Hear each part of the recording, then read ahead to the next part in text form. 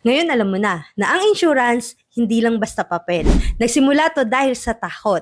Takot mawalan, takot malugi, takot mawalan ng seguridad sa buhay. Let me tell you a story. Thousands of years ago, 3000 BC sa Babylonia, may mga merchants na bumabiyahe sakay ng mga barko. Puno yun ng paninda, ginto, spices, pero may risk yung biyahe nila. Kasi may bagyo, may pirata, o minsan sadyang malas lang talaga.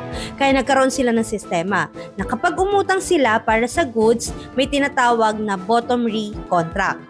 Sa contract na yon, nakasaad na kapag lumubog yung barko o nawala ang kargamento, hindi na nila kailangan bayaran yung utang. Parang insurance nga, di ba? So fast forward today, ang panganib hindi lang sa dagat. Nandyan yung aksidente, bigla ang sakit, pagkawala ng trabaho.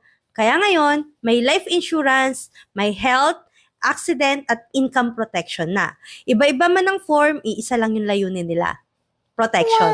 Pero ito ang katotohanan. Insurance is not a cost. It's a lifeline. Para siyang payong, hindi mo siya laging kailangan. Pero pag bumuhos yung ulan, ikaw yung tuyo. Mapoprotektahan mo rin yung pamilya mo. So kung dumating ang araw na ikaw naman yung mawalan, may hahawak ba sa pamilya mo? Insurance is not for you. It's for the people you love. So next time may mag-alok sa'yo, wag agad i-turn down ha. Tanungin mo muna yung sarili mo. Sino na ang babangon para sa pamilya ko kung wala na ako?